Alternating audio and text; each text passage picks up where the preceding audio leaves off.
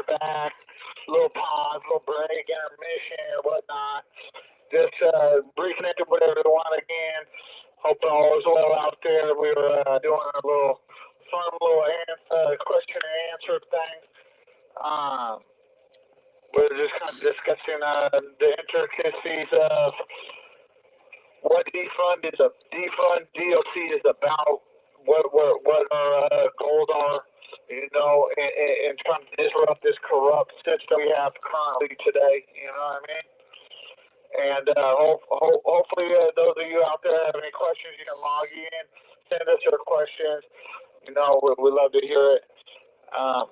Yep, I'm watching the chat. So if anybody comes on, as we were getting off of the last one, Jennifer popped on and said hello. So, oh, now my phone's making noise. So let me make my phone go on silent because we're getting a lot of texts here. There we go. We're getting ready to take a trip to Missoula, Montana for my mom, and all the family's texting right now about their plans on going and getting a room at the hotel. So I've just got all these texts just coming into my phone now. Yeah, absolutely. That's gonna be distracting. Kenny's back with us as well. And hey, Kenny, my friend. Anybody that joins the live, please put a comment. Just say hello. If you'd like anything, leave a comment to let us know that you're here, because I can kind of see that we've got people watching, but it doesn't tell me who. So just leave us a comment, say hello. If you have any questions, drop them in the chat. I'm going to be monitoring TikTok, YouTube, and Facebook comments while we're talking. Yeah, well, just to let you guys know that we send a love to those of you guys that have loved ones that are incarcerated. Mm-hmm. We know this is hard on you guys out there. We're out here fighting for you guys, so just want you guys to know. So we appreciate anybody who wants to take the time to subscribe to the podcast. We need to grow it, so be a part of that. Absolutely. These questions aren't really what I was wanting to ask. Hold on. So while I'm getting my questions ready, is there anything that's kind of come up lately holidays are over. We kind of spoke about holidays last week and how that affects you guys. So is there anything you kind of think of that might be worth talking about while I'm trying to gather my questions again?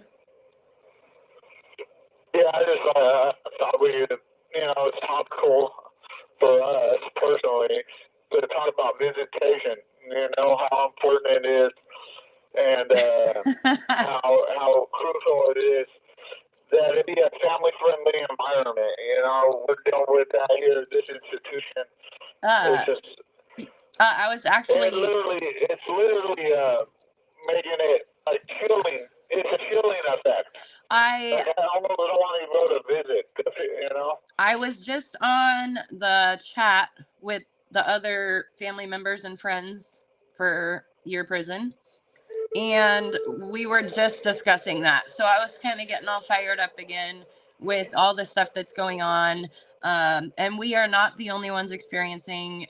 Everybody else has the same experience that we're having. A family member, I'm not going to put names because I don't think they're following us, but they just said they're long distance, so they don't come visit very often. But they just made a comment that she said, dang, I don't even know if I want to go visit him now. Yeah, it's horrible. It's a horrible visiting experience. It makes you feel like you're walking into North Korea. I mean, it's horrible. Like, you stand up, you feel oppressed. You sit down, you feel like you did something wrong. It's a horrible visiting experience. I mentioned. It's not family friendly. No, that's what I mentioned too. That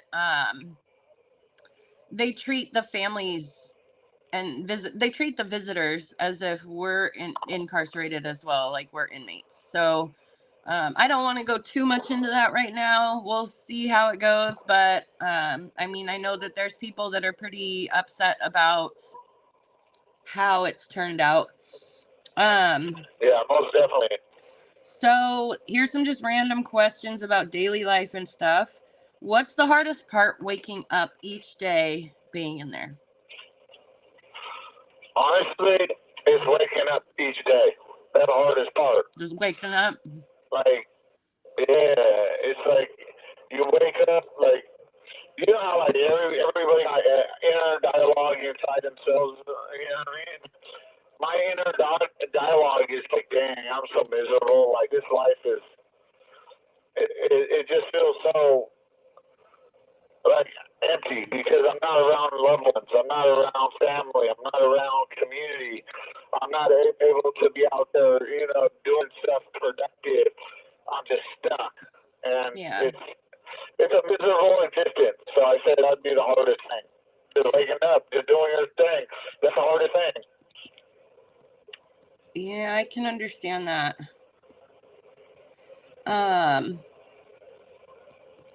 I'm trying to do too many things at once right now. So how do you cope with the amount of time you've been in? How do you cope with that? How do you cope every day?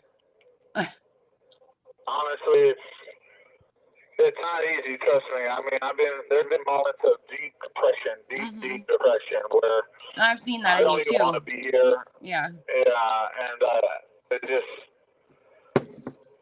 it's really sad because, like, it's like an added layer of like an added layer of sadness because, like, as I'm suffering, as I'm going through this, like, none of my siblings are there for me. I just started talking to my older brother lately, but, like, it's just horrible. Like, I'm alienated from my son, and I'm currently trying to build a relationship with my other son. It's just a very bleak existence, and so it's a really big deal, like, you know, depression-wise, you know. Yeah, and I've seen that in you too. I've seen you in moments that you struggle with that. So I don't even want to ask that because I mean, this would pretty much just pertain to you, but if we've got anybody viewing that's got loved ones in other facilities, drop in the comments if you have another answer to this. But what's something that's happening in there right now that would cause outrage in the public if they saw it? So like I said, if there's people watching this stream and something's happening with your loved ones, drop it in the comments so we can see what's happening in areas outside of where we are. But what's one thing? I think most people don't realize that we have a slave system, and it would create social outrage if the American people were just a little bit civic engaged, just knew a little bit about the slave system that we have today. And I think that would just shock the conscience of most reasonable-minded people. They wouldn't understand that this is a corrupted system. You know, slavery corrupts everything. You know what I mean? And when you have a system that exploits your own citizens, it shocks the conscience. And so that's what I would say. Anybody out there, like she said, that had a loved one that's incarcerated, please put into the chat what you think had been shocking for you and a loved one incarcerated. We would love to hear any of these questions. You can feel free to put your answer in the chat. Just going back to visit real quick, Kenny said, I'm trying to see it, I feel for those who do try to visit. I have said before, and we'll say it again, that Linda has extreme courage. Linda is very feisty, and Linda has to try to behave when I'm there, because I don't want to make situations worse. I told Daniel the other day that I was going to have to bite my tongue because I felt like I was about to snap, and I'm not trying to create issues with our visits or with what he's potentially facing and trying to stay out of trouble. So I'm not going to cause issues for him, but Linda is a very feisty person. So I wouldn't even call it courage. I'm hard-headed and I'm feisty. So Yeah, I can attest to that. Kenny, you're right about that. I'm in prison, so it is what it is. I gotta deal with it. But when you come in from the street with the freedoms that you have, the liberty you have, and you voluntarily enter North Korea every weekend, yeah, it's hard. Well, and Linda's definitely a trooper for that. And I mean, that's like the only time we have. So, I mean, go sit in that environment for 3+ hours or stay home and not have that time. So it's just kind of what we got to do.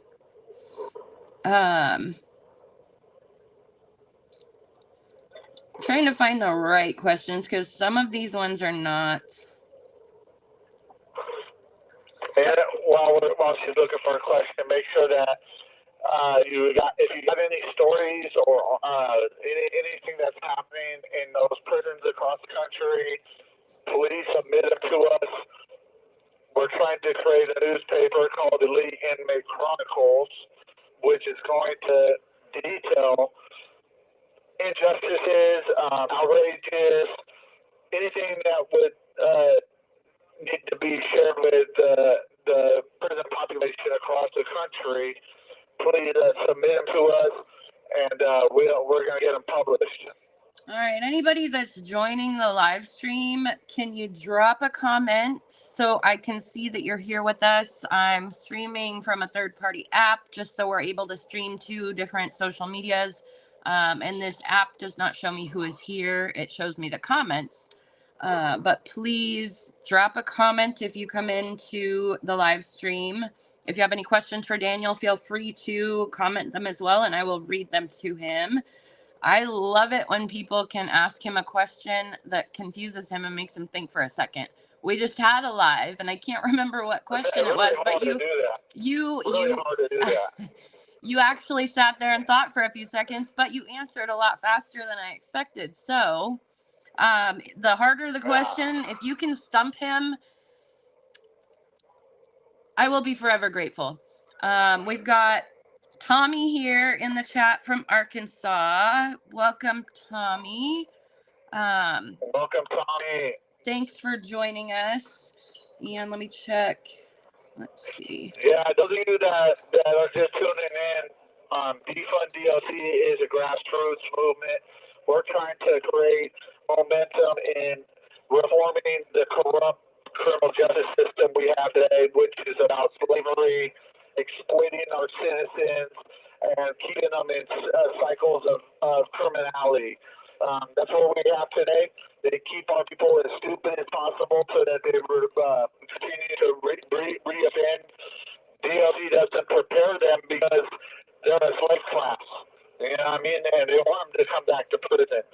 So that's what we're at Defund DLC. We're really focused on helping the American people find a better solution on public safety. You know, and so if you're out there, we appreciate you. If you have any questions, please ask them, and we'll answer them. I've been in prison myself 20 years, so I got a lot to say about prison. I got a lot to share, so I got no problem, relaying that to those of you that might not never have understood how corrupt, how evil the current prison system is.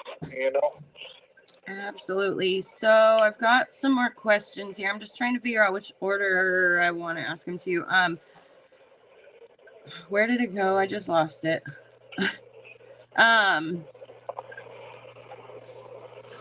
Where did that question go? I just had it right in front of me. Since you've been in, what's one small act of kindness you've seen make a huge difference in someone's life? More time. Since you've been in, what is one small act of kindness you've seen that made a huge difference in someone's life?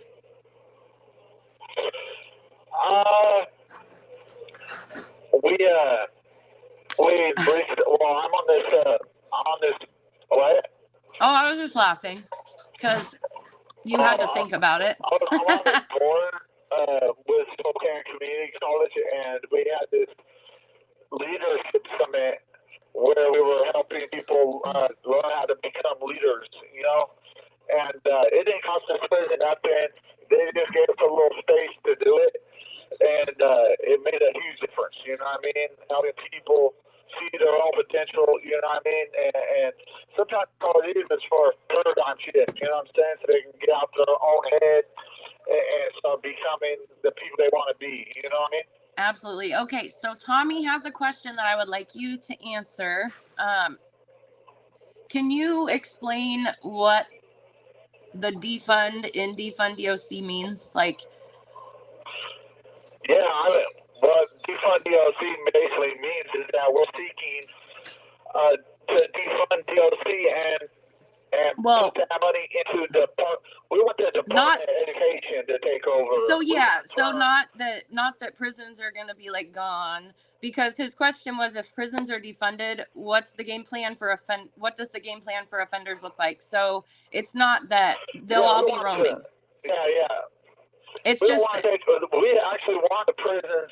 We want to turn prisons into universities, basically. You know what I mean? Where someone can get education. People to have education, and rather than being sentenced to time in prison, people will be sentenced to a bachelor's degree. You know what I mean? Or they'll be sentenced to a fire certificate. Yeah. They'll be sentenced to welding. To a welding class. Have that career training so that they're prepared when they get out. That way they don't end up right back in because they have no skills or anything. And also, I mean, the mental health treatment, the substance use treatment, that's got to be addressed as well. Yeah, so we're not seeking to abolish prison. What we're seeking to do is to turn them all into treatment centers and career centers so that our fellow citizens have a chance at life. You know what I mean? The thing is that today we have a corrupt DOC system, and it's all about slavery. It's about exploitation. It's about taking everything they can from people, keeping them in debt, keeping them stupid, not allowing them to have education. It's corrupt. And that's what happens when you exploit people for their labor. Exactly, and see that across every generation. It's intentional, is why they're doing things the way they are now, just so they don't lose money, because you guys are money to them. Yeah, we're money. They want to keep us. They want to keep us in prison. They want to give us higher sentences. They want to keep us uneducated. It's all about the money. It's the way that the elite can control the poor class. You know what I mean? That's what prison is about. Absolutely. It's about controlling the poor class. And do you think the elite want the poor class to get educated while they're in here? No. They want to keep the poor class in slavery and bondage. And that's what we have in the DOC today. So what's one thing you've learned about humanity through observing others? I think that one of the things I've learned is that there's a lot of good in people inside prison. Mm-hmm. People just want to demonize those that are incarcerated, make them out to be these evil people, but in fact, there's more crimes being committed against those that are incarcerated by the system than any of the people in prison committed to go to prison. You know, when you systemically enslave a population and then exploit them and then steal their labor over long periods of time, that's a crime against humanity. So I just think that it's important for us to take into example that there is kindness inside prison. When I look around, I don't see criminals, I don't see prisoners. I just see broken men that have grown up in broken homes, people that grew up in poverty. in their lives, and the way that manifested is into crime. And instead of having a government that cares for their citizens and try to get them back on the right track, we have a system that crushes them, that turns them into slaves, that turns them into a dollar sign. And that's corrupt. You know what I mean? That's evilness. Yeah. That's weakness. And that's what we have today. That's the plague. Yeah. Regarding your explanation of defund DOC, Tommy says that's what's up. I did 13 in Arkansas, which I have not heard from many people in Arkansas. I might have talked to like one. So I'm not sure. I feel for you, Tommy. I send you my love. You know the struggle. You still to today probably suffer from trauma from prison. And I send you my love, man. And hopefully someday we'll meet on the other side of these walls. But my heart goes to you, man. This system is designed to crush us. It's designed to exploit us. It's not designed to rehabilitate us or nothing. It's just made to. It's just honestly a corrupted system. I've got a good one for you. I'm kind of curious at what you'd say. So if you could send one message to lawmakers, what would it be? Mercy, humanity, bring fairness and civility back to our own citizens. You know what I mean? That's what I would say. You know, this system of slavery has to go. A system of rehabilitation has to come in and replace it, because the whole nation is waking up to how corrupt this system is. And I think that, you know, speaking to Tommy in Arkansas, how did you feel after 13 years of incarceration? Mm-hmm. Were you ready for the life in society, or did you come out with more trauma than you went in? And thanks, you know, hopefully you self-rehabilitated yourself, but it's not like DLC prepared you. You prepared yourself. Mm-hmm. So I don't know what it was. I think it was just the lawmaker question and stuff, but do you remember when we interviewed, why is my phone making noise again? When we interviewed Andy Williams, the Hood candidate, on the podcast, he is, I believe from the post I've seen, he's running for attorney general in Illinois. So when you were kind of talking, I was thinking that that's the kind of thing we need, is people with like experience from, you know, in there, that way, because you know those are the people that are going to treat people like human beings. Yeah, I mean, that's the number one thing. You know, people across the country are waking up to how corrupt it is. You know what I mean? When you have millions of Americans every year going into prison, releasing from prison, that means that virtually everybody knows somebody that's been incarcerated. This is a corrupt system. We need something different. You know what I mean? So yeah, we need people to start running for office. We need people to start getting into the legislature, getting into the attorney general's office, getting into the governor's office, that actually have a heart for our citizens. You know what I mean? I think that is what it's going to take to really make change. I mean, we can all fight and make change, but in order to get things to really change for the better, I think those are things we need to do. And just talking about Andy Williams on the podcast, I just want to let everybody know that watches this or is watching, you can go to defunddoc.net and listen to all of our past podcast episodes, and subscribe as well, so you get notifications for new episodes, updates that we're working on. But make sure you subscribe. And we've got... Yeah, most definitely go subscribe.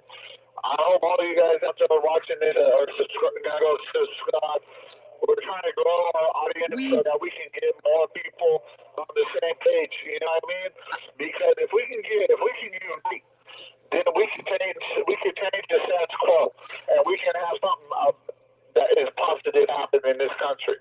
And I just want to let everybody know, subscribing, we don't share your emails or any of your info. We don't send you junk mail. It's only going to be about Defund DOC. So we aren't going to sit there and flood you with spam and stuff like that. So if you subscribe, we aren't just going to use your info. So it's strictly also, for us, like if you have any loved ones that are incarcerated, remember, have that, let it be known out there. We have a pen pal website called Elite Inmates. Go, have them get on that website, and we're trying to hook you up. It's actually like a social networking, because we're trying to connect every prisoner across the country with somebody special in their lives to build a community, and that's the number one way to recidivism. Jennifer, so what we're doing, Jennifer just popped back on. Sorry. So what we're doing is we're going to when you buy one profile, you get one profile free. So that way you can give it to a friend of the incarcerated. But if you want to donate one of the profiles, we know plenty of people that want a free profile. So this is a social good. This is, so far, from what I understand, we're the only PayPal website that is doing this. We're trying to help people, and so that's why we're doing it. All right, so we've got a couple minutes left. And I just wanted to, I was saying, like, I think she came in right at the end of the last one, and now we're down to 2 minutes. So Jennifer, we've got you for a couple minutes, but Jennifer's from Indiana, it looks like, and I don't know what's up, Jennifer? Indiana. Do you have a loved one incarcerated? All right, so we'll wait until, if she's still here. Jennifer, is your loved one incarcerated, and are they in Indiana?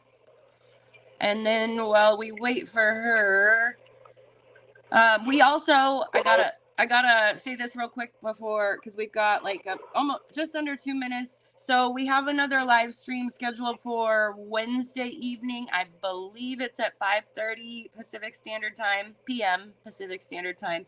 So let me look. I have it right here. Wednesday at 5:30 p.m. Pacific Standard Time. And then the one after that is Saturday. So just make sure that's who I saw your comment the other day, Jennifer. Jennifer commented on one of our posts the other day. She lost her son to DOC. So she's wow. I'm so sorry. Unfortunately. Our heart goes to you. We send our love to you. We know this is a corrupt system. This is an evil system. This is not a system that's about rehabilitating or helping us. It's a system for the elite to control the poor class, and it's corrupt. So we send our love to you, Jennifer. We have just under a minute left. Jennifer says she'll catch our next live stream. I will try to. I can send you a personal message to let you know when we have them, just so you're aware a little bit ahead of time. I don't know if, when I send out invites, I don't know if people are actually getting those. I don't know. Yeah. So I'll reach out to you just so you can actually join us next time, and then we can have a conversation with you and hear more about your son. But Daniel is closing us out here. We love everybody. We love y'all. Thank you for watching and joining us. Let's see. Jennifer says, thank you. The system isn't good for anyone. We agree. And Daniel is we're about to lose Daniel. So thank you, everybody.